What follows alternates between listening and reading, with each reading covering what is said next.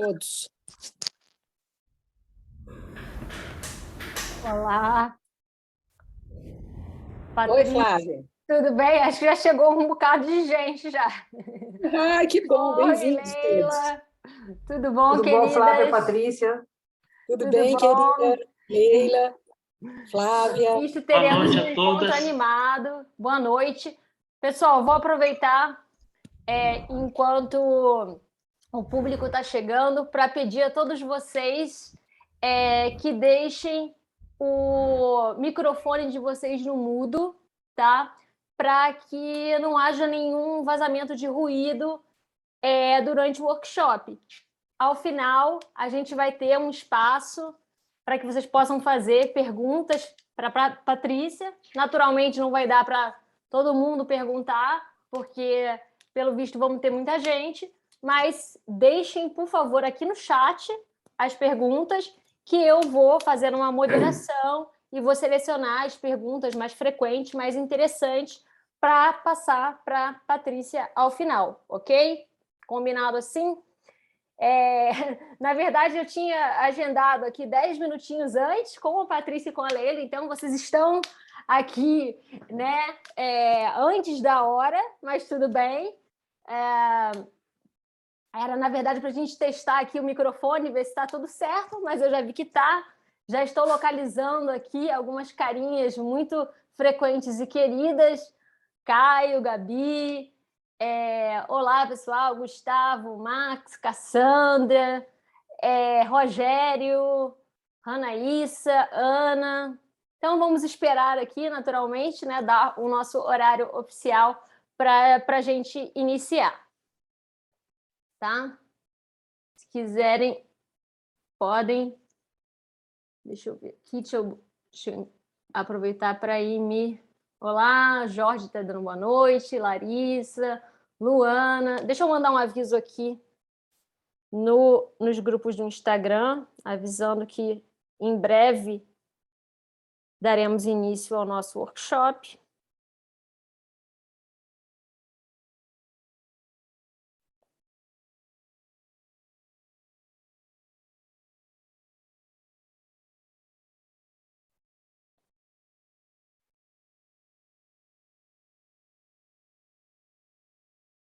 Não para de entrar gente aqui no grupo do Zap.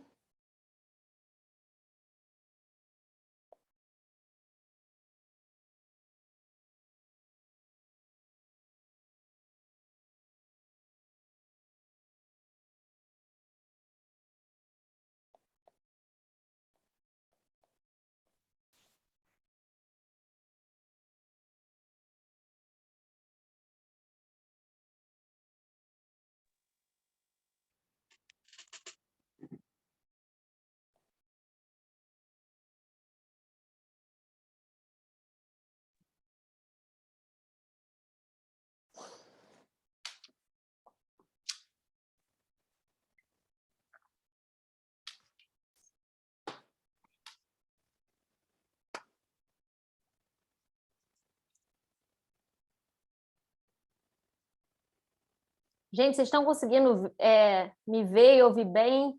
Ver bem a Patrícia, ouvir bem a Leila também, Isabel está chegando, a editora da Patrícia. Já vou fazer as devidas apresentações.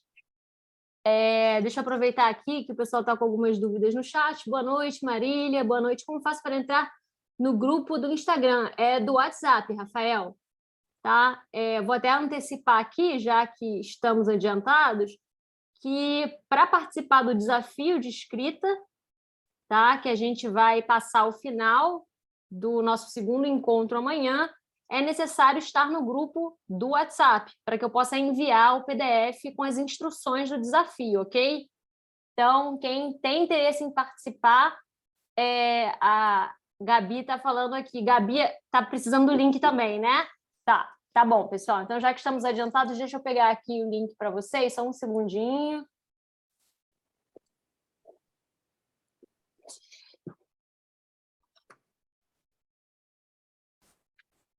Opa, opa, opa.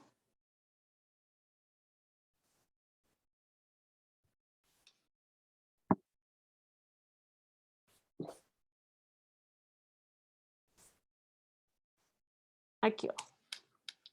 Esse, tá aqui, com carreira... Acabei de postar como carreira literária. Não, Ana, eu criei um novo grupo, tá? De fato, aquele terceiro encheu, mas nesse aqui você vai conseguir entrar sem problemas. Gabi, me confirma aí se tá entrando direitinho nesse grupo.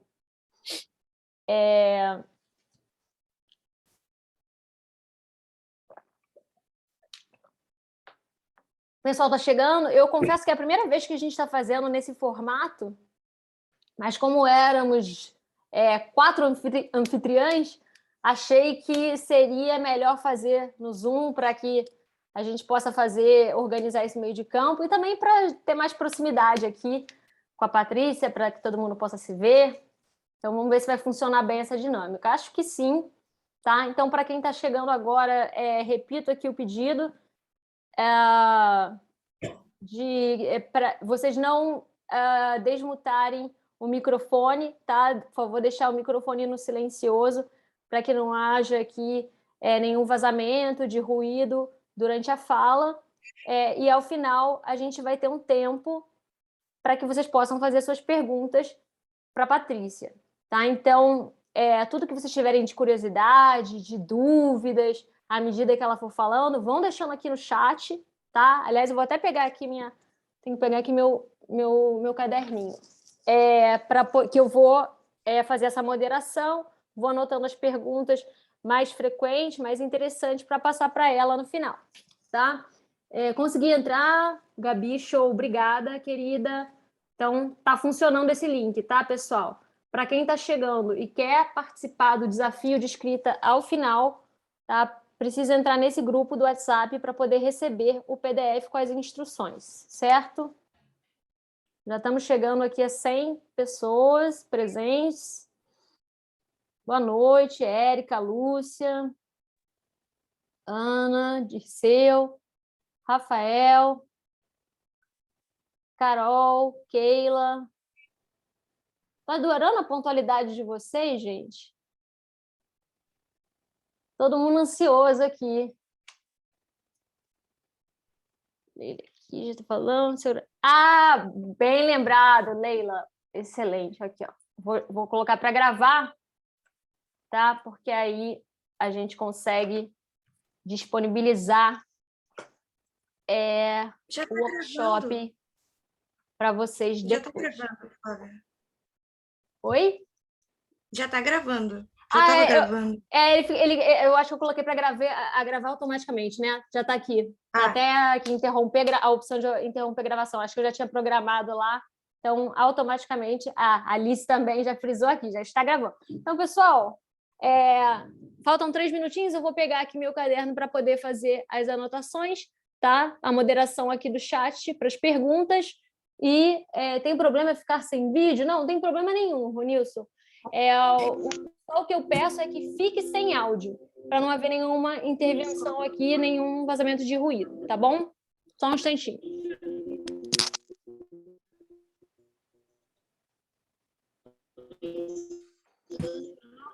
Versão do manual de defesa. Manual das Estados contra a liberdade de ensino e o pluralismo pedagógico. Com mais de 150 mil acessos, a primeira edição de 2018 foi fundamental para proteger profissionais e escolas da censura, perseguição e repressão. A segunda edição inclui novos casos e as decisões recentes do Supremo Tribunal Federal, que concluíram pela inconstitucionalidade da censura na escola.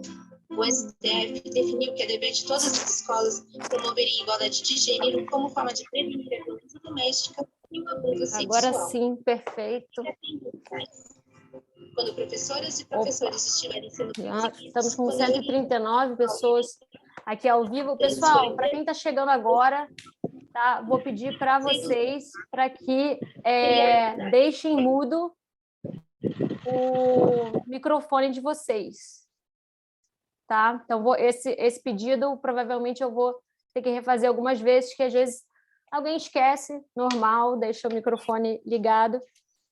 Tá? Mas, então, estamos chegando aqui, batendo as 7 horas, vou dar início ao nosso workshop. Uma boa noite a todo mundo. Vanessa dizendo, uma honra estar aqui com a Patrícia Mello, obrigada.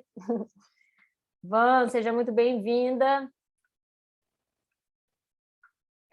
Pessoal, então, agora sim, oficialmente, eu gosto de ser... Ó, faltou um minutinho para virar aqui, hein? Eu sou chata, assim, na hora que bater 19 horas eu começo, para a gente cumprir com a nossa palavra.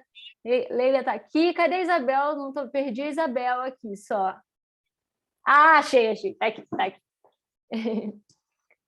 Agora sim. Então, gente, boa noite para todo mundo. Sejam todos muitíssimo bem-vindos, tá? Quero agradecer a presença de todos vocês, reiterar esse cuidado com o microfone, tá? Durante o workshop. Como eu disse, a gente vai ter um espaço no final para vocês fazerem as perguntas para Patrícia. Deixem aqui no chat as perguntas de vocês, que eu acho que fica mais organizado, e eu vou anotando tudo aqui no meu caderno para passar para ela as perguntas mais recorrentes, mais interessantes aqui no final, tá? E agora eu queria agradecer muitíssimo a Leila Nami, que vocês estão vendo aqui, tá? Pelo menos aqui para mim está aparecendo logo do meu lado, e a Isabel Aleixo. A Leila é a diretora-geral da Leia Brasil e a Isabel, a editora da Patrícia, tá? Então, queria agradecer muito a essa oportunidade de oferecer esse workshop que vocês estão participando aos membros da comunidade do Carreira Literária, tá? É uma oportunidade única, gente, realmente, de aprender aí com uma das vozes mais importantes da literatura brasileira contemporânea, a Patrícia. Vocês sabem como que eu sou chata, como que eu sou cri-cri, reclamona, é difícil eu falar bem de um autor, mas aqui eu preciso dizer, declarar aqui a minha admiração ao trabalho da Patrícia, tá? Em breve a gente vai ter a oportunidade de falar um pouco, entrar um pouco mais a fundo aqui no livro que acabou de ser lançado, Menos que Um, acho que não vai dar direito de ver para vocês, porque tem uma maldita luz bem aqui, mas agora acho que deu, ó, tá? O Menos que Um, que acabou de ser lançado pela Leia Brasil. Então, amanhã a gente vai ter a oportunidade de entrar mais a fundo na construção desse livro especificamente, tá? Mas a Patrícia já é autora de 12 livros, me corrijam as editoras aqui se eu estiver enganada, e Patrícia também, tá? Boa parte deles já publicados, traduzidos em várias línguas, publicados na Alemanha, na Inglaterra, Estados Unidos, China.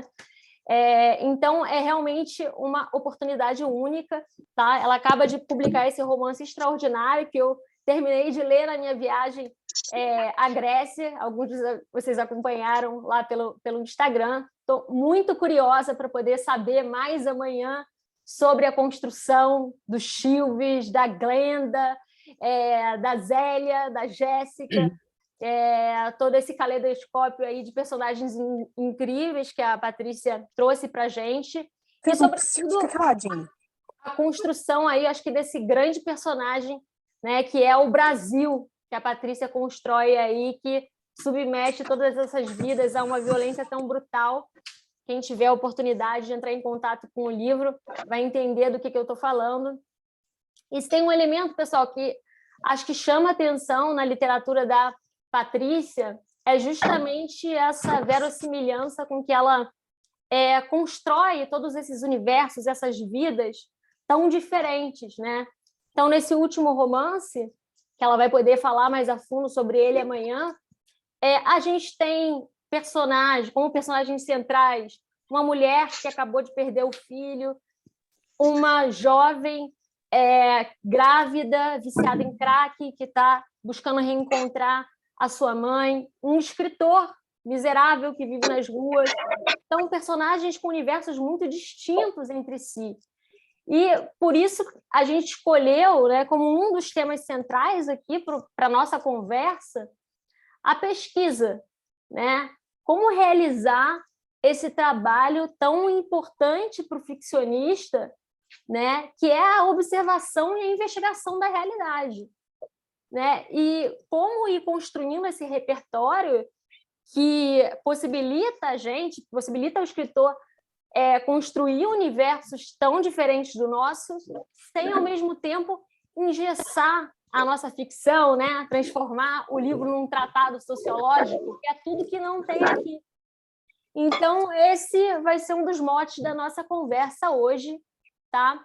E agora eu não vou me alongar mais, vou passar a palavra à Leila, a Isabel e, em seguida, a Patrícia, que você já deve estar ansiosos para escutar. E só para dizer aqui que a gente já está batendo mais de 310 pessoas ao vivo aqui, então estou muito animada com isso. Bom, Flávia, muito obrigada. Eu também não vou me alongar e atrasar o encontro de vocês com a nossa autora. Eu quero agradecer muitíssimo a Flávia por essa parceria e, claro, especialmente a Patrícia, a nossa autora, porque esse é um ato, é uma oportunidade muito bacana, né, de conversa e de divisão de uma trajetória que é da vida toda, né? Quer dizer, é claro que Patrícia está aí com um novo romance, são 12 obras, 12 romances mais um conto, mais um livro de conto, mas é um aprendizado, é uma trajetória da vida toda. E queria agradecer também muito a todos vocês que estão aqui. Eu acho que esse encontro é de uma felicidade extrema, assim, e muito rara, porque estamos todos aqui reunidos em torno da literatura, do livro. Isso realmente é muito emocionante, porque, a despeito do que o livro dá a cada um de nós, né, na sua experiência de formação, de informação, de empatia, de crescimento, de amadurecimento, trabalhar com o livro, se interessar pelo livro, viver em torno do livro, hoje, mais do que nunca, é uma ação de grande persistência e resistência. Quer dizer, persistência porque realmente o nosso tempo hoje, estamos num mundo em que o tempo é uma das moedas mais caras e a gente é tomado por milhares de urgências, e a leitura é sempre uma atividade que nos exige um tempo, uma reflexão, uma experiência individual única, né? E uma resistência, dado que vivemos hoje no mundo e particularmente no Brasil, onde a palavra, o conhecimento, esse trabalho todo, que é o trabalho da vida da Patrícia, e que nos une a todos como profissionais do mercado editorial, como consumidores, como leitores e como pessoas que querem ingressar na carreira literária, que estão estreando na carreira literária. Esse é um ato de brava resistência, de uma importância social, histórica enorme. A gente está falando aqui com uma autora que tem no seu trabalho diário esse ato de persistência, de resistência e de engajada e séria cidadania. Eu tenho muito orgulho por ser editora, né, a casa editorial da Patrícia Mello, já sempre falo isso, falei para a Flávia, já era leitora da Patrícia, foi um desses encontros muito felizes, então queria agradecer muitíssimo a ela, mas a todos vocês. Um beijo especial na Flávia, mas a todos vocês que estão aqui em torno do livro da literatura. Com a palavra, Patrícia, por favor. Boa noite a todos. Eu também quero começar aqui com os meus agradecimentos, agradecer a você, Flávia, essa parceria feliz entre você e a minha editora, Leia Brasil. Quero também agradecer a Leila Nami, minha editora Isabel Aleixo, e especialmente a vocês todos por estarem aqui nessa noite. Eu acho que vai ser um papo muito legal. Eu estava conversando até hoje à tarde com a Flávia sobre como é que eu ia começar esse papo, e eu falei para ela isso. O que é essencial na arte da escrita? Eu acho que todo mundo que se proponha a abraçar esse ofício do escritor tem essa pergunta, né? Como é que eu faço para ser escritor? O que é importante para ser escritor? Né? Como é que eu aprendo a ser escritor? Né? E a gente colhe muito dessas respostas na leitura dos nossos escritores preferidos. O Borges, por exemplo, ele dizia que o essencial para um escritor é ser fiel aos seus sonhos. Né? O Henry James, eu estou falando dos escritores que eu gosto, evidentemente, né? O Henry James dizia que um escritor pode tudo, menos ser chato. Né? O Bioy Casares dizia que escrever mais ou menos como cozinhar, você tem que saber dosar os ingredientes todos, né? E o Vargas Llosa, que é um escritor que eu gosto especialmente, também diz que ele gosta para ele o que é essencial é uma investigação profunda, porque literatura é mentir, você precisa saber mentir com autoridade, então você precisa investigar muito, né? Então, cada autor diz o que é importante, o que ele considera essencial para a literatura, para o exercício da literatura, né? E claro que eu também tenho as minhas convicções. E eu tenho que ser sincera com vocês. Eu não acho que seja possível, ensinar alguém a ser escritor. Porque eu acho que a literatura, ela é mais ou menos como a vida, sabe? A vida não vem com bula, né? É mais ou menos como o amor, né? Você, quando começa o relacionamento com alguém, você não sabe como é que é, não tem uma bula para dar certo, não tem regras. A vida não tem regras, né? Você pode ensinar gramática, né? A nossa língua, que é riquíssima, que é dinâmica, que é musical, ela é cheia de regras, né? Então, a literatura, ao contrário, não tem regras, né? Eu não acredito mesmo que uma pessoa possa se tornar escritor fazendo oficinas de literatura ou indo para a universidade para aprender a ser escritor, né? Eu acho que isso eu, de todos, assim, durante toda a minha vida como escritora, eu vejo que os escritores são todos... não estudaram especialmente para ser escritor, né? A literatura é algo que aconteceu na vida deles. Agora, a boa notícia é que, se por um lado eu não acredito que seja possível ensinar como se tornar um escritor ou ensinar a arte da escrita, eu acho que a arte da escrita pode ser aprendida. E sempre de uma maneira pessoal, com regras pessoais, né? De uma forma quase que não, uma forma totalmente autodidata, né? Então, o que eu vou tentar fazer aqui nesses 2 dias é mostrar para vocês como é que eu desenvolvi esse meu aprendizado, né? Como é que eu construí a minha dicção, a minha maneira de criar personagens, a minha capacidade de criar dinâmicas narrativas.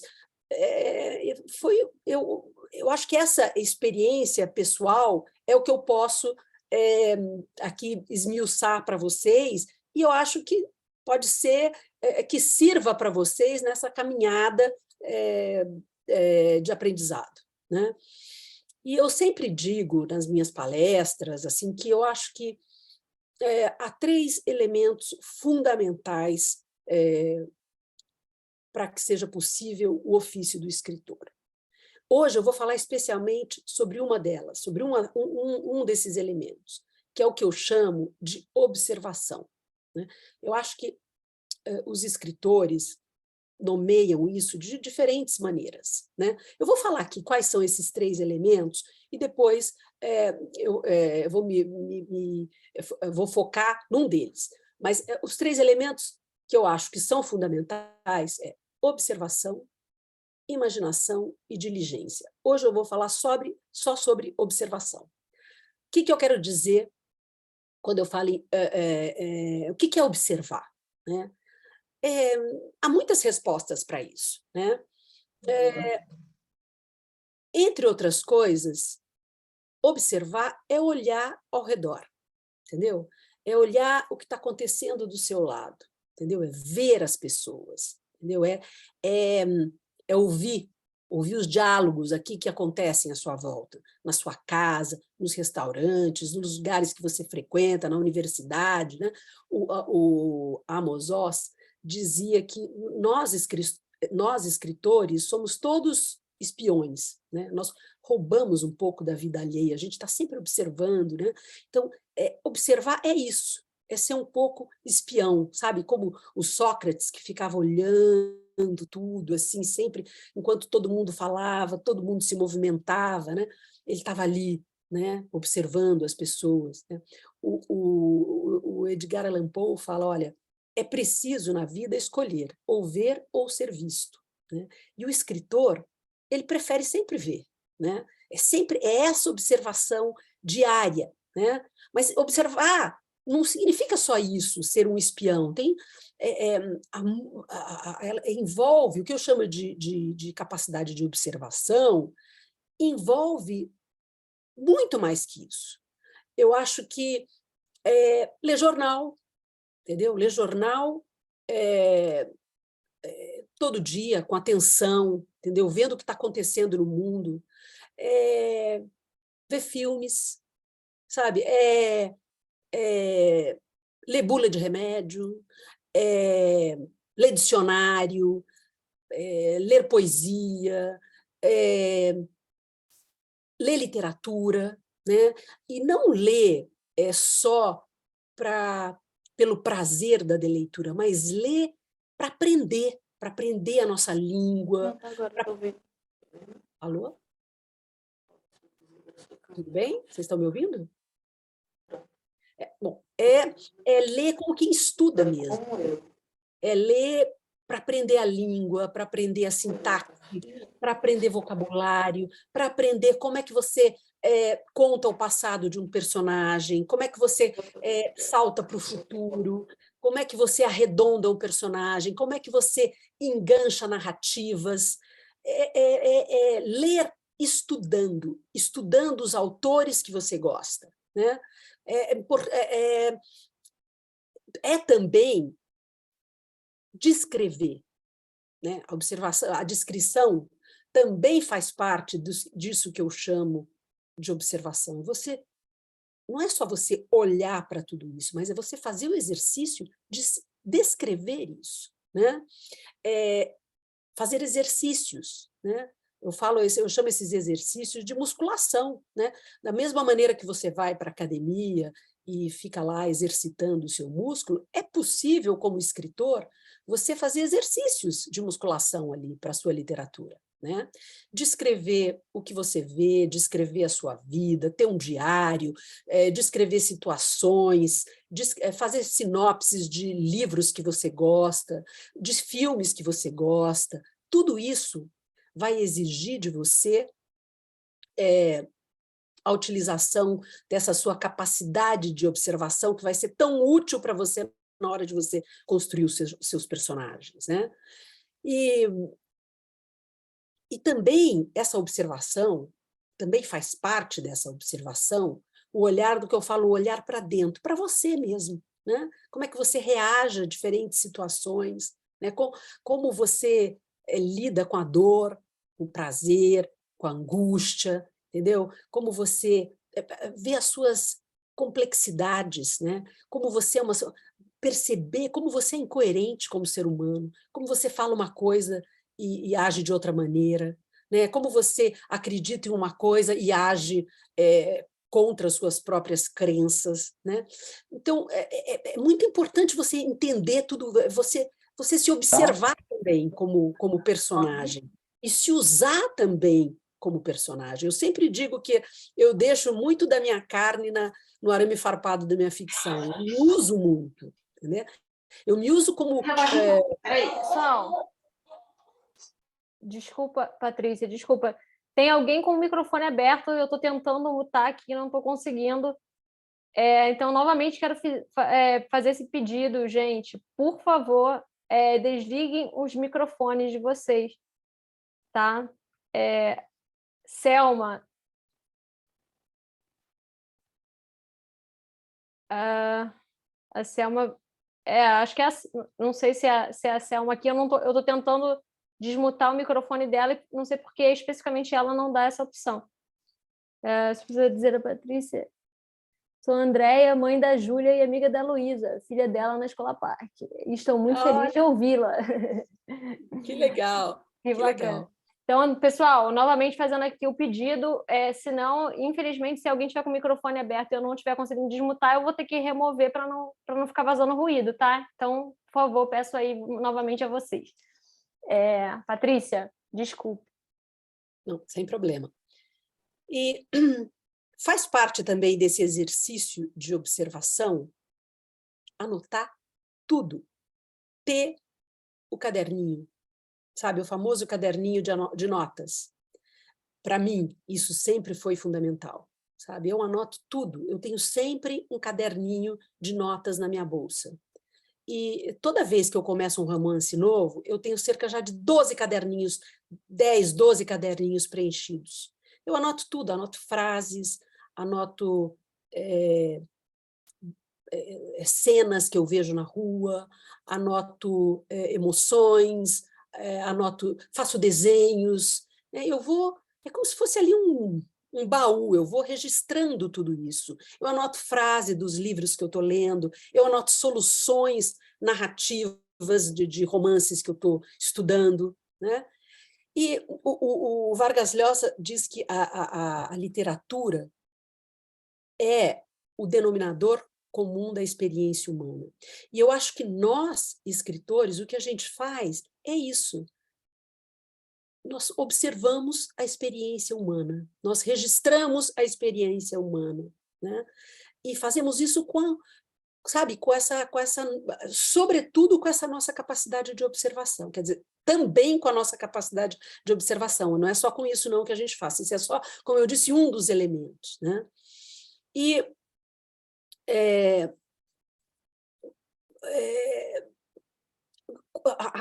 a quantidade de elementos que vem com essa nossa observação, da nossa memória, das nossas leituras, das nossas experiências de vida, das experiências das pessoas que amamos, que estão do nosso lado, dos nossos afetos, né? Comportamentos, tipos físicos, vocabulários, tudo isso é uma espécie de reservatório que você vai ali criando para a sua deixar na sua gaveta ali para o momento que elas forem necessárias, né? E há escritores que chamam esse processo de vida, viver a vida, entendeu? Estou ali só vivendo e observando. Outros chamam isso de pesquisa, né? Eu chamo de observação, né? E não tem muita importância o nome que você dá a isso, né? Mas o que é importante é que essa vivência atenta, diligente, contínua, nos dá muita coisa de volta, né? Ela nos dá, por exemplo, os nossos temas, os temas que nós vamos eleger para serem a estrutura dorsal do nosso romance, né? E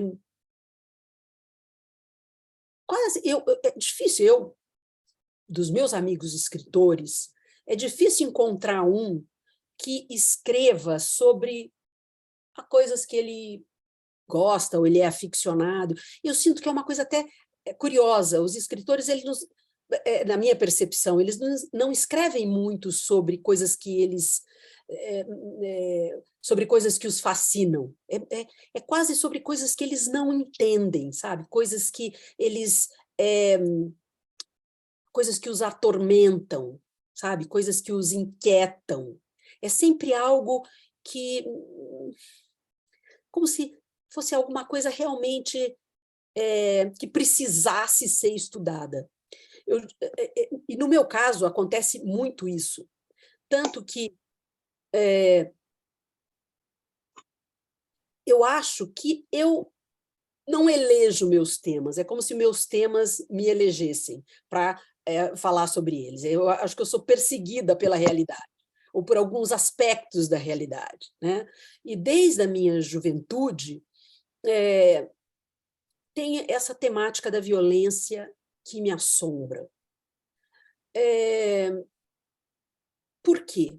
Eu não sei, às vezes eu penso que ela foi quase uma derivação de um tema maior, né, que me pesa nos ombros, que é a própria temática da morte, né? Mas o fato é que eu sempre quis entender a nossa violência E, sobretudo, porque eu acho também que essa violência que a gente vive no Brasil, ela é estrutural na nossa cultura, né? Ela faz parte da nossa cultura, e para nós nos entendermos como seres humanos, como cidadãos, estando no Brasil, a gente tem que entender essa violência e o que essa violência tem feito conosco. Ela explica desde o nosso cenário político até a nossa, o nosso comportamento na nossa rotina, né? Eu não acho que é à toa, por exemplo, que nesse momento da nossa história, um personagem com um discurso de ódio muito claro tenha sido eleito, né? Então, eu acho que a gente hoje, a violência, ela é linguagem também na nossa cultura. Ela é forma de identificação, né? Mas o fato é que, em todos os meus livros, essa é um tema, é um denominador comum da minha literatura, a questão da violência, né? E esse tema, como eu vinha dizendo, vem da observação, e ele sim te obriga a quando ele se coloca como um tema do seu romance, fala, opa, eu acho que eu quero escrever sobre esse assunto, né? Há um momento em que essa percepção ela não é clara, você só está interessado na sua observação diária, você só está interessado. De repente você vê que começa a acontecer toda vez que aparece uma notícia, ou que o assunto na televisão, ou na conversa com os amigos, aquilo, pum, acende uma luz vermelha, e você ainda não sabe que aquilo é um livro, mas já é o germe de um livro já se insinuando, né? Eu digo sempre que quando eu começo a pensar em escrever um romance, né, ou quando eu começo a pensar em estruturar a minha pesquisa, eu já sei bastante sobre aquele assunto. Por quê? Porque vem dessa observação que eu venho fazendo na minha vida, né? Agora,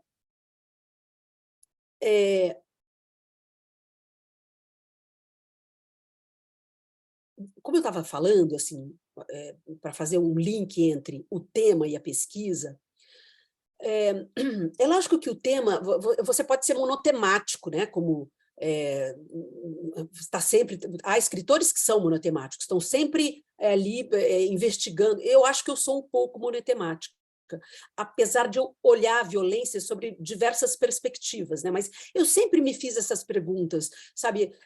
O homem é mau por natureza? Ou é o ambiente, são as circunstâncias que nos tornam pessoas vis, né? Ou existe bondade inata? Ou a bondade é uma construção da civilização, é uma construção da religião? E eu acho que todos os meus romances são tentativas de respostas para esses temas que foram se tornando evidentes durante o meu exercício de observação e que exigiram de mim uma pesquisa mais profunda. O tema, ele sempre acaba te jogando, olha, agora você tem que pesquisar, né? E como é que você faz uma pesquisa, né? Como é que você estrutura uma pesquisa? Bom, você pode fazer sozinho essa pesquisa. Durante quase todos os meus romances, eu fiz sozinha as minhas pesquisas, né? Eu via que, em um determinado momento, eu já tinha lido muitas entrevistas sobre aquele tema. Por exemplo, vou eleger aqui, eu acho que fica mais fácil falar assim, o Matador, né, que é o meu segundo romance. Em determinado momento, eu já sabia muito sobre matadores profissionais, sobre o comércio de assassinato que acontecia na periferia de São Paulo. Já havia no Brasil, naquela época, na década de 90, havia uma CPI, eram tantos crimes de extermínio que havia no Brasil, que havia uma CPI de crimes de extermínio. Então, aí eu comecei a procurar as pessoas que estavam em evidência nessa temática, né? Autoridades, acadêmicos, professores, advogados, juristas, né? E também pessoas que sofreram essa violência. Ou eu lembro que eu, na época, quis entrevistar matadores que estavam presos, aguardando julgamento, né? É lógico que o que a gente chama de pesquisa é muito diferente de uma pesquisa acadêmica. Por quê? Porque você tem que desenvolver a sua própria maneira. Eu acho que os acadêmicos têm uma forma muito... tem um método para pesquisar. Eu nunca tive método, né? É uma pesquisa um pouco randômica, eu vou pelo cheiro, me falta isso, me falta aquilo. Então, às vezes, alguém que eu entrevisto me dá uma dica boa e eu vou atrás. É sempre... eu vou inventando o meu jeito de pesquisar, né? E também, às vezes, sempre elegendo uma certa perspectiva. Eu não quero falar sobre tudo, eu não quero fazer uma grande reportagem sobre isso, eu quero falar sobre, no Matador, era sobre a banalização da violência, a ponto de os assassinatos serem um produto que você vende nas esquinas, nos botecos, as pessoas podem ir lá e falar, olha, tem sim um garoto que fica assaltando aqui a minha padaria, quanto você me cobra para matar esse garoto? Né? E o cara tem uma tabela de preço, olha, para matar esse garoto, quantos anos ele tem? 15 anos? Eu cobro X. Né? Então, para matar um estuprador, o preço é outro. Né? Então, era esse o enfoque do matador. Mas eu também já trabalhei essa pesquisa, me aprofundei nessa pesquisa, em parceria com uma jornalista. Né? Isso aconteceu no meu romance anterior, Mulheres Empilhadas, que eu lancei em 2019, que é sobre violência contra a mulher, sobre feminicídio, né? Sobre essa pandemia, eu falo que é uma pandemia, que a gente vive dentro de uma pandemia. Né? A gente tem taxas de feminicídio, nós somos o quinto país em taxas de... me perdi aqui. Nós ocupamos o quinto lugar no ranking dos países mais violentos, mais feminicidas, digamos assim. Né? Quando eu comecei a escrever esse romance, eu vivia já fora do Brasil. E eu comecei a sentir uma necessidade de estar nos lugares. Eu achava que eu não teria esse aspecto de verossimilhança que me é tão caro, e tão caro na minha literatura, se eu não tivesse alguém ali me ajudando nessa investigação. Foi a primeira vez que eu trabalhei com uma jornalista profissional, a Emily Cohen, e que também trabalhou comigo agora nesse meu último romance, Menos que Um, que é sobre pessoas em situação de rua. Na verdade, é um livro sobre a miséria brasileira, é um livro sobre o Brasil. Né? E eu costumo dizer que a Emily foi meus ouvidos, meus olhos, minhas pernas nessa pesquisa desse romance também, do Menos que Um. Como? Eu nunca tinha trabalhado com... excetuando em Mulheres Empilhadas, eu nunca tinha trabalhado com uma pessoa me ajudando. Eu nem sabia como fazer isso. Né? E a gente foi inventando uma maneira de trabalhar juntas. Eu falava, olha, eu quero fazer isso. E a Emily, eu falava, por favor, vá a tal lugar, converse com... procure profissionais com esse perfil para entrevistar e veja o que eles têm a dizer sobre isso. E a Emily ia me dando esse material de volta, ia me sugerindo outras coisas que eu não tinha pensado, e aí eu fui fazendo esse acervo, né, para o meu romance. Essa é uma coisa complicada você trabalhar com pesquisa, sempre é para o escritor, porque a pesquisa ela é importante, né? Ela, sobretudo, numa ficção realista como a minha, né? Uma ficção que tenta entender esse Brasil que está acontecendo à nossa volta. Agora, tem a medida certa. Né? Aqui entra aquela coisa que o Bioy Casares diz que escrever é mais ou menos cozinhar. Você tem que saber dosar ali, você tem que saber o quanto de farinha, o quanto de sal. A pesquisa é exatamente igual. Ela é um ingrediente da sua ficção e você tem que saber dosar. eu vejo muito escritores que são muito diligentes na pesquisa deles e que perdem a mão. A pesquisa ganha o romance, né? Ela cria barrigas no romance, fala, ai, mas isso da pesquisa é fundamental, eu tenho que colocar porque é importante, e foge ali da narrativa, mas não interessa, o autor acha que é importante, coloca. Então o livro vai ficando cheio de barrigas, cheio de caroços, sabe? Cheio de corcundas, sabe? Então, e como é que você vai saber dosar? Você vai aprender, você vai ler, isso faz parte também do seu exercício de observação de um dos itens dele, que é você ler com atenção, ver, ouvir o que você está escrevendo e ver onde essa pesquisa soa exagerada. Você vai aprender.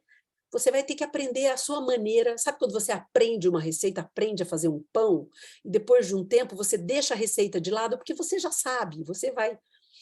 É um aprendizado de autodidata, né? Como é que você vai usar essa pesquisa numa medida em que o seu livro não se torne uma reportagem, né? É isso que vai diferenciar a sua ficção de jornalismo, de reportagem, né? É exatamente essa dosagem que você vai saber fazer, né? Eu cito sempre um exemplo de um escritor israelense que eu gosto muito, que é o Amos Oz. O Amos Oz tinha um vizinho que dizia... eu gosto sempre de sair penteado e arrumado, porque se o Amos Oz me encontra na rua, eu quero sair bem na ficção dele. Se ele me enfia numa das novelas dele, eu quero estar bem. E o Amos Oz fala, mas não é assim, né? Você não sai, a pesquisa, o escritor ele não colhe os elementos da pesquisa e joga da maneira como ele colheu no romance. Ele fala, é mais ou menos como as maçãs. Do que são feitas as maçãs? Aliás, esse é o título do livro, é uma entrevista linda que ele deu para a editora dele, e que eu aconselho sempre que as pessoas leiam esse livro, porque tem dicas preciosas para os escritores. E ele fala, como mais ou menos, como nascem as maçãs, né? Do que são feitas as maçãs? As maçãs são feitas de sol, de chuva, de terra, de semente, de vento. Agora, quando você dá uma dentada na maçã, você não sente sabor de terra, você não sente sabor da chuva, né? Você sente o sabor inédito, que é o sabor da maçã, né? E é exatamente isso, a pesquisa ela é o vento, ela é o sol, né? Ela é a semente. Agora, o sabor da maçã vai vir, a gente vai falar muito sobre isso amanhã, vai vir com o seu trabalho de imaginação, né? Com a sua fabulação, com a sua maneira como você constrói os personagens com aqueles ingredientes, né? Mas o importante é que você, ao fazer essa pesquisa, ao se aprofundar nessa temática, seja profundo, mas não se proponha a ser um especialista nesse assunto. Você não vai ser um especialista nesse assunto. Você vai falar sobre esse assunto, mas você jamais vai ser um doutor nesse assunto. Se você sentir que você já é um doutor nesse assunto, você já está escapando da ficção.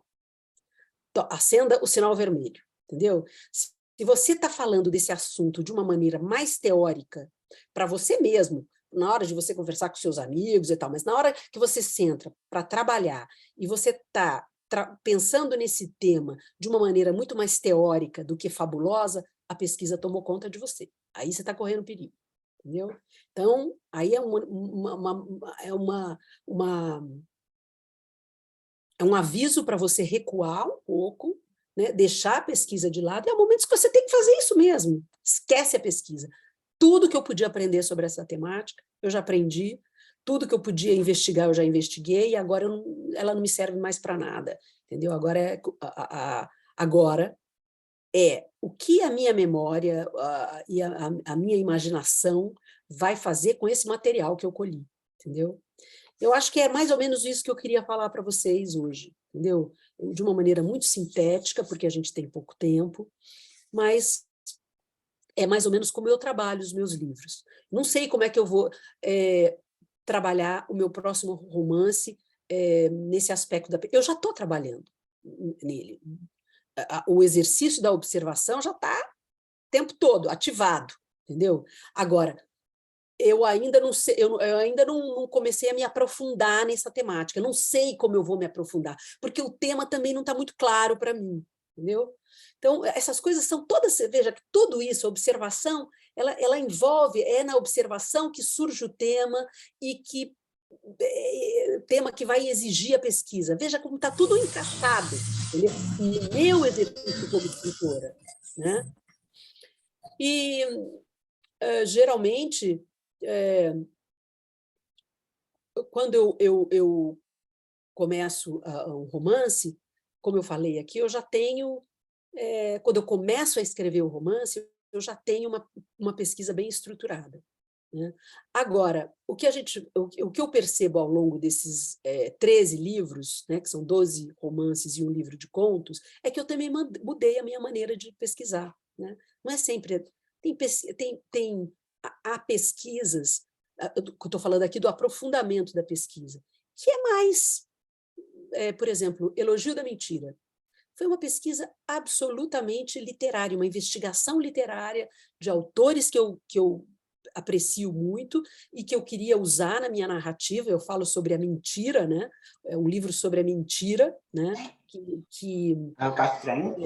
Sobre a nossa capacidade de acreditar muito mais na mentira do que na verdade, a nossa tendência, né, ao fato da mentira ser muito mais palatável do que a verdade. Então, eu fui atrás de vários escritores, elegendo os que poderiam, elegi alguns para fazer parte da narrativa. Então, foi uma pesquisa totalmente literária, totalmente de leitura, sem conversa sem jornal, sem realidade.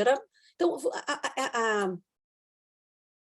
a pesquisa, ela também vai...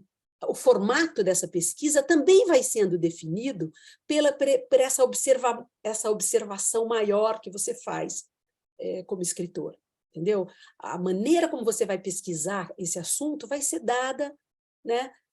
O Amos Oz, não, desculpa, o Coetzee fala que eu gosto muito de ler entrevistas de escritores, e, sobretudo, sobre como eles fazem a sua própria literatura. E isso, geralmente, é muito útil para mim. Mas o Coetzee fala assim, olha, o que você tem que fazer para escrever é começar a escrever e tentar interferir o menos possível no seu texto. É tão difícil entender isso, né, quando você não é escritor, né? Você fala, mas como assim eu interferir o menos possível? O livro é meu. Mas hoje eu entendo o que ele quer dizer, entendeu? Hoje eu entendo que há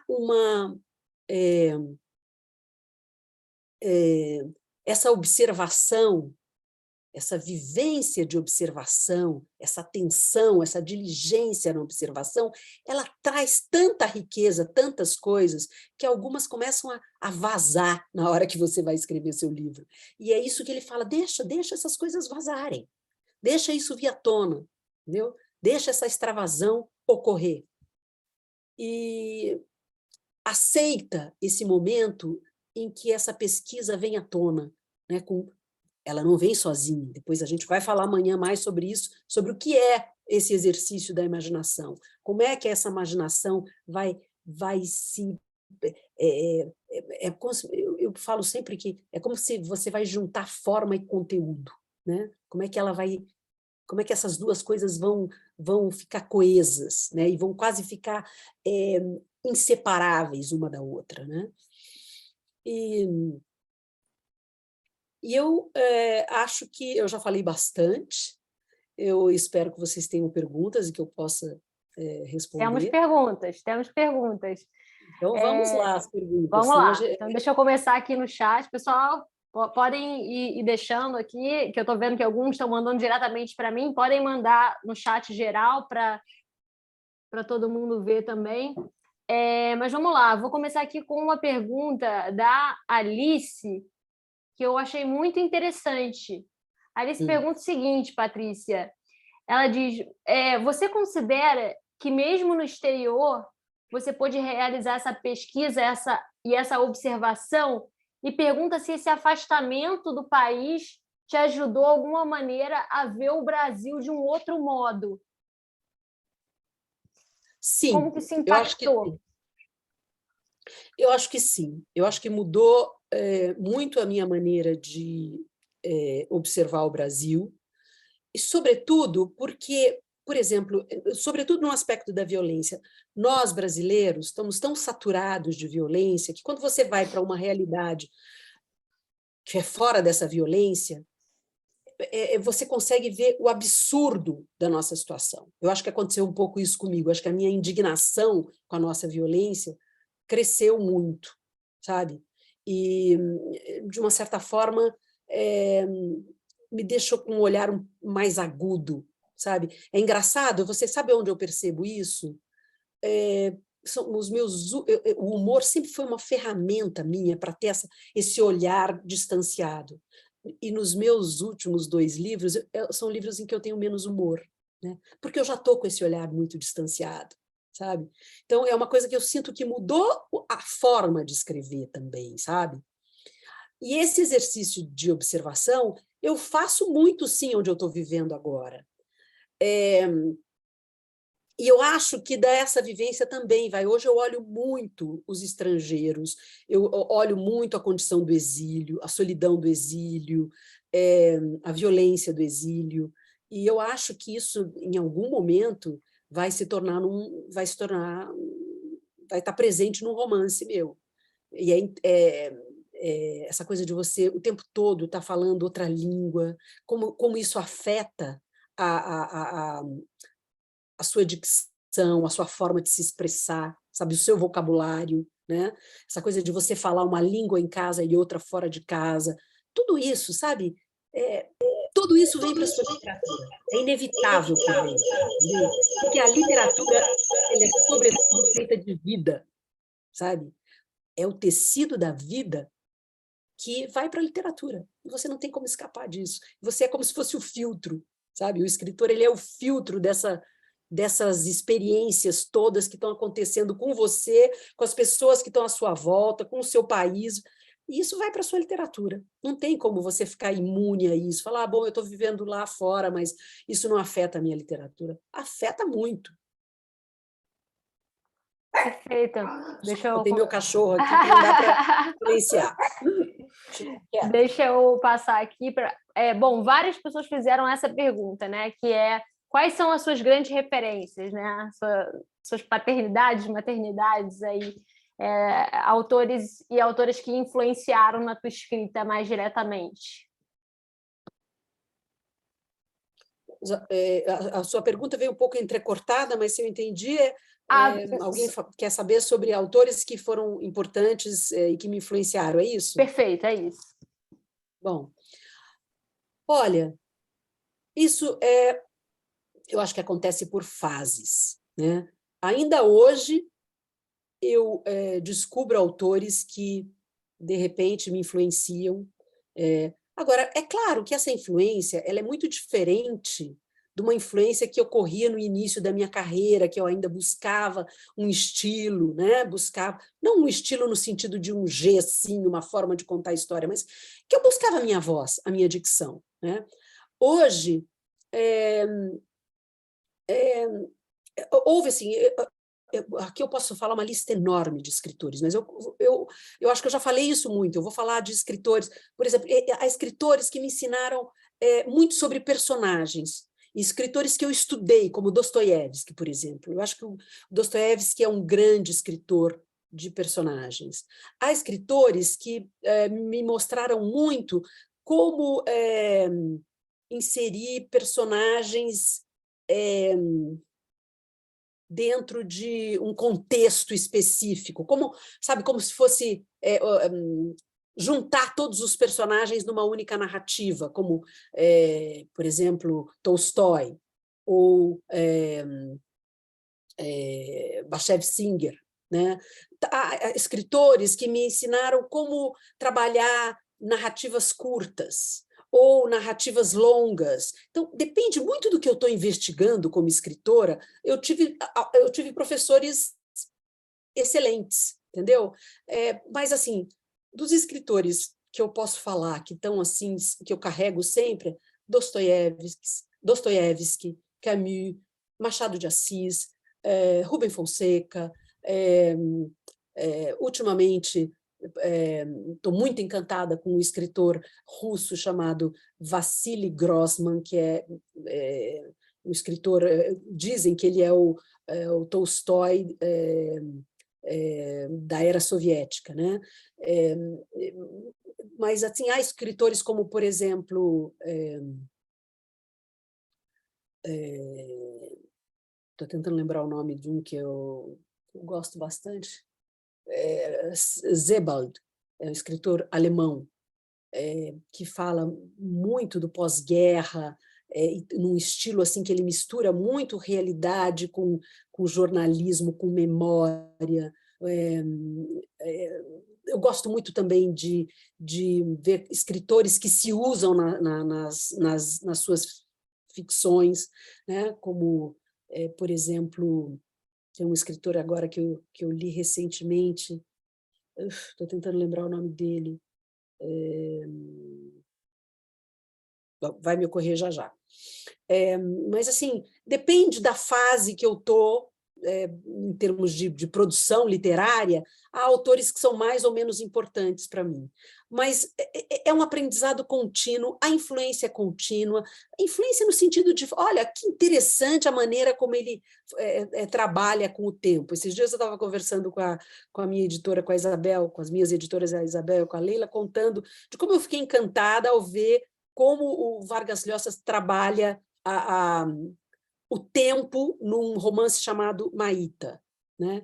E é um aprendizado constante. E a gente tem todos os professores aí, entendeu? Estão aqui nas minhas prateleiras, entendeu? Às vezes eu não sei como fazer alguma coisa, eu falo, bom, como um escritor que eu admiro bastante faria isso, né? E você está aprendendo sempre, né? Agora, é isso, é um aprendizado solitário. Eu não acredito que, se eu tivesse a possibilidade de sentar ao lado do Nabokov e falar, bom, Nabokov, agora me ensina a escrever, eu acho que ele não poderia me ensinar, entendeu? Mas eu posso ler a literatura dele e aprender, né? E é um aprendizado que não tem fim, né? E eu acho que essa é a beleza da literatura. Deixa eu colocar mais algumas perguntas aqui, que tem muitas, e aí agora eu estou começando até a ficar perdida aqui no chat, mas vamos lá. A Lúcia fez uma pergunta. Calma aí, antes deixa eu fazer uma que tem muitas mulheres inquietas aqui querendo saber quais as autoras mulheres que te influenciaram, porque são muitos autores e estão muito curiosos aqui para saber as mulheres que te influenciaram também. Olha, Patrícia Highsmith é uma delas. O Sol por Testemunha foi um livro assim importantíssimo na minha juventude. Eu fiquei encantada com a narrativa super frenética dela, né, com a complexidade dos personagens dela. Das autoras contemporâneas, eu gosto muito da Virginia Woolf, gosto muito tem uma escritora canadense que agora... Eu estou com um problema de memória já, né? Uma escritora canadense que... alguém vai me ajudar a lembrar, que escreve basicamente contos. Alice Munro. Alice Munro. Alice Munro. Ela também é uma escritora que eu admiro muito, que sempre volto a ela para... É outra que eu acho que ela é uma excelente professora de personagens, sabe? Ela tem... E são personagens... Eu acho que ela é uma excelente escritora de tudo, porque ela é uma grande observadora, ela realmente colhe as coisas que estão ao redor dela, e você vê isso muito evidente assim, na literatura dela, né? Uma literatura, são contos cheios de personagens bizarros, excepcionais mesmo, assim, figuras, e ao mesmo tempo muito banais, muito comuns, né? Ela consegue muito tirar a excepcionalidade dentro da banalidade da vida, né? Que mais outras escritoras que eu gosto? Bom, tem essas escritoras agora, minhas colegas, né? Gosto muito da Noemi Jafé, gosto muito da Tatiana Salem-Levy. Esses dias atrás eu li uma trilogia de uma escritora inglesa, mas que viveu muito no Canadá, e estou tentando lembrar o nome dela aqui. Como? Não. Acabei de ler uma trilogia dela, Esboço. A Cusack. Exatamente, Rachel Cusk, Rachel... não é Cusack, Cusk.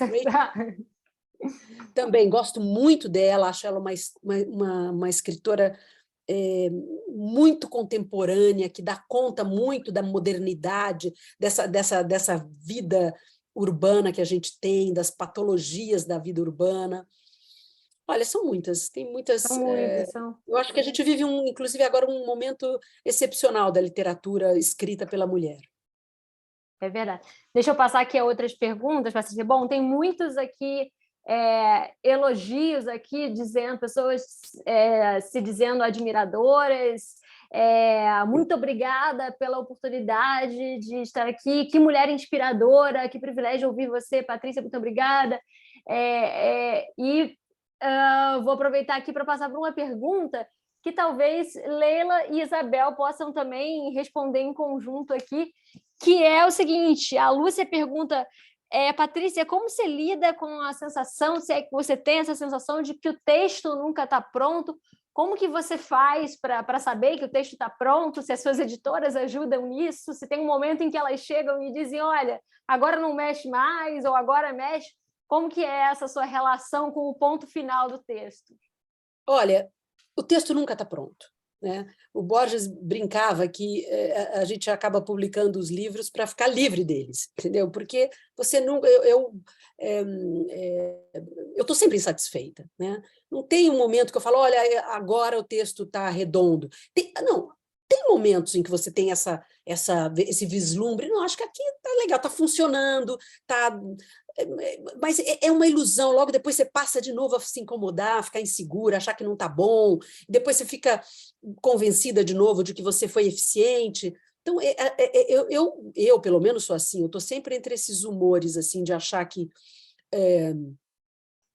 está bom e que está ruim. Mas tem uma coisa que eu acho que dá para a gente ter uma medida, é a eficiência, sabe? Eu estou sendo eficiente para contar essa história, eu passo isso, o leitor vai ter a percepção que eu quero. Isso eu acho que é uma coisa que você consegue avaliar, porque você é leitora, né? E você, como leitor, avalia isso dos textos que você lê.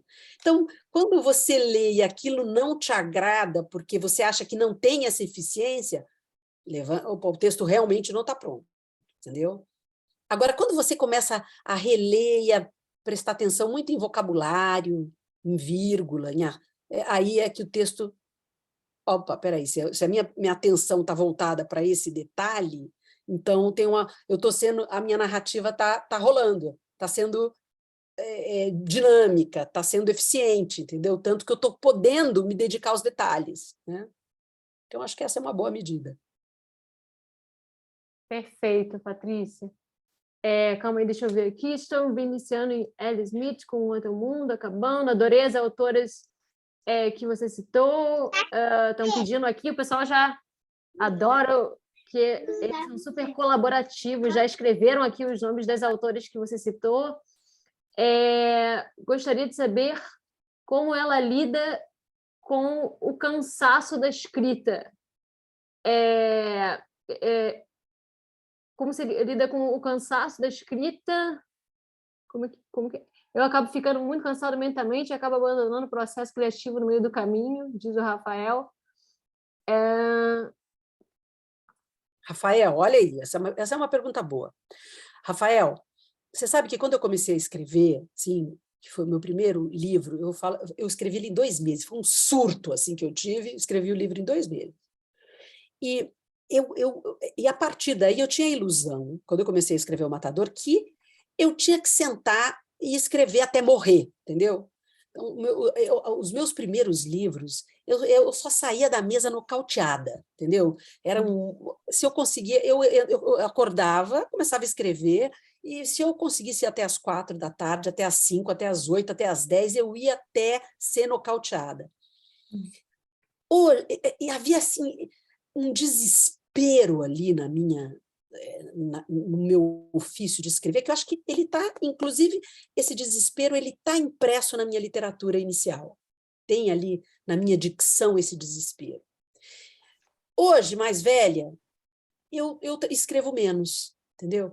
O que eu acho mais importante é escrever todo dia e ter uma rotina de trabalho constante do que escrever muitas horas por dia, sabe? E tanto que há escritores que escreviam, por exemplo, o Faulkner, ele escrevia até quando ele trabalhava como porteiro de hotel, lá no hotelzinho, ele falava, olha, foi um ótimo trabalho, porque me dava paz para escrever. Então, eu acho que o importante não é onde e nem a quantidade de tempo que você escreve, mas é você ter uma rotina, e a gente vai falar sobre isso também, é o terceiro aspecto que eu acho importante para você se tornar um escritor, que é a diligência, você ter um método de trabalho, entendeu? Então, na hora cansou, para de escrever, entendeu? Para de escrever. Não é isso, não é desanimar, porque você vai ver que no outro dia você vai talvez resgatar alguma coisa que você escreveu e que você não acha bom, ou isso que vai ser pai de uma outra ideia, entendeu? Mas você precisa dessa rotina, a imaginação precisa dessa rotina, entendeu? A imaginação, ela se desenvolve e ela precisa da rotina para se desenvolver. Perfeito, Patrícia, muito bom. Tem uma pergunta aqui da Luciana, eu vou fazer mais 2 perguntas, pessoal, tá? Porque a gente precisa encerrar em algum momento, e amanhã tem mais. Muitas perguntas, né? Eu estou tentando selecionar aqui, muitas entram justamente nas searas que a gente vai percorrer amanhã, falando sobre como você estrutura o seu plot, perguntas mais específicas da criação de diálogos, dos personagens. Então, isso, pessoal, a gente vai conversar amanhã, vão ser temas de amanhã. Então, estou focando aqui no que eu acho que está dialogando com o que a Patrícia trouxe hoje. Tá? A Luciana diz o seguinte, Patrícia, você iniciou sua carreira literária há mais de 20 anos, se não estou enganada. Nos anos 90, o mercado de literatura policial era praticamente dominado por autores homens. Essa semana saiu uma matéria no portal Universo da UOL, indicando que suspenses escritos por mulheres estão dominando o mercado internacional. Como você vê o mercado aqui no Brasil para as autoras mulheres dedicadas ao suspense e policial? E qual a sua percepção no início da sua carreira para agora? E aí eu aproveito, Patrícia, para te pedir aqui um esclarecimento com relação a essa distinção que muitas vezes você faz, já vi você fazer em entrevistas, né, quando te colocam como uma autora de literatura policial e você diz que prefere ser chamada como uma autora de ficção urbana. E aí, como que você vê essa distinção? Então, queria aproveitar para puxar essa pergunta também. Olha, eu sempre falo que a literatura policial é um papo muito sério, sabe? Tem escolas, sabe? Tem maneiras de escrever literatura policial, entendeu? Você tem escola inglesa, escola americana, cada uma com as suas regrinhas e tal. Acontece que, de uns tempos para cá, a fronteira as fronteiras do romance policial se alargaram tanto que tudo virou romance policial. Né? Então, eu sempre achei que eu entrei fui rotulada como escritora de romance policial nesse alargamento das fronteiras, sabe? Por exemplo, qualquer romance contemporâneo que trate a temática da violência, era romance policial. Né? Então, por isso que eu falo, não é romance policial. Se você for rigoroso, não é romance policial. Se você for rigoroso com os conceitos, né, de romance policial, não é romance policial. Agora, se você falar, mas o romance policial moderno, aí é outro papo. Tudo é romance policial moderno, entendeu?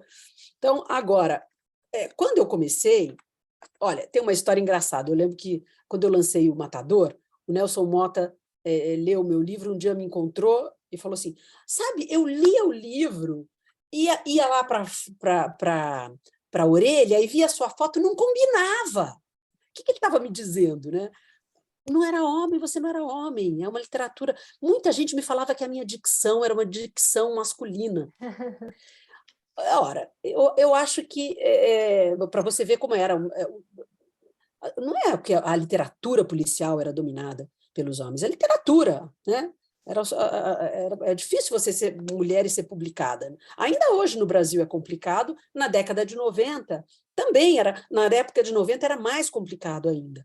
Mas o que eu acho que também houve ali, na década de 90, uma certa ousadia de alguns editores que começaram a publicar escritores inéditos. E eu entrei, foi a minha entrada, entendeu?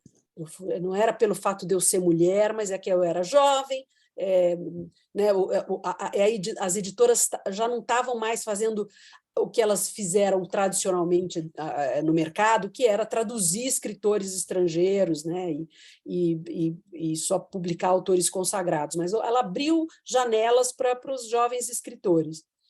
E hoje eu acho que quer dizer, hoje eu acho que é ao mesmo tempo mais fácil e mais difícil. Por quê? Porque você tem muitos mais... as editoras são mais acessíveis, você pode... Né, porque elas têm... você tem maneiras de mostrar o seu texto na internet, enfim, nas diferentes plataformas e tal. Eu acho que você consegue chamar atenção de outras formas que não seja só... Você não depende só do editor. Né? Por outro lado, se você quer ser publicada numa casa editorial que tem um catálogo, é mais complicado também, porque o mercado de livros se reduziu muito, né? Não só no Brasil, fora também. Né?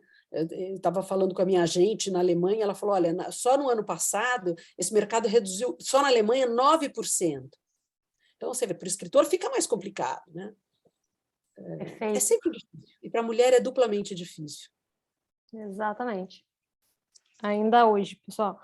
Então, para encerrar aqui, Patrícia, queria fazer a pergunta da Tatiana.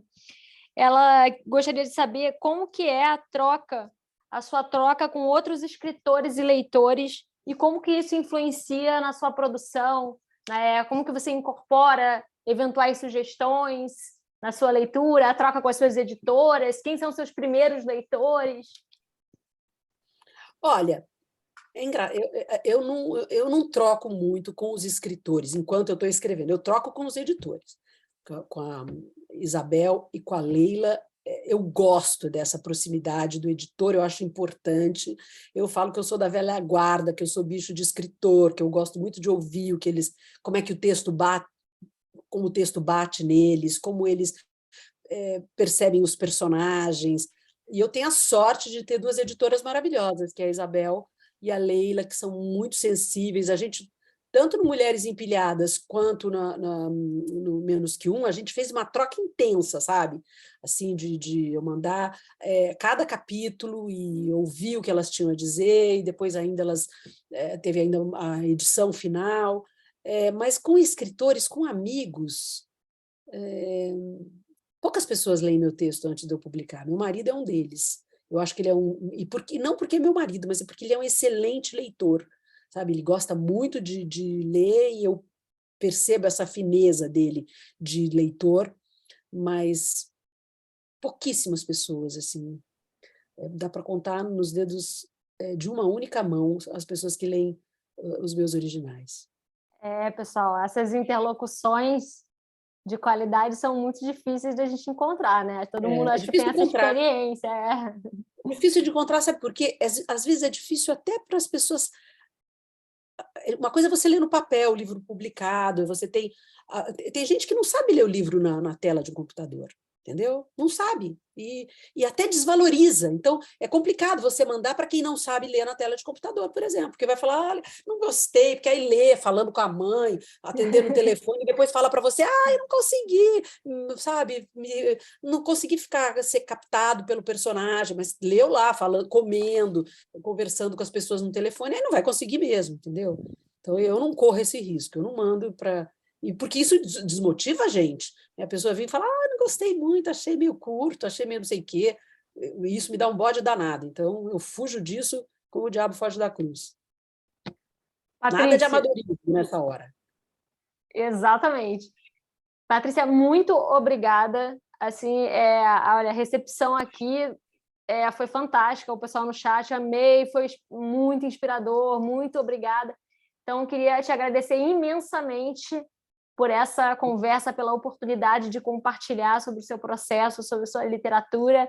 Pessoal, leiam. Amanhã teremos a oportunidade de falar mais sobre o último romance da Patrícia, tá? Mas eu já deixo aqui a minha recomendação efusiva do Menos Que Um, tá?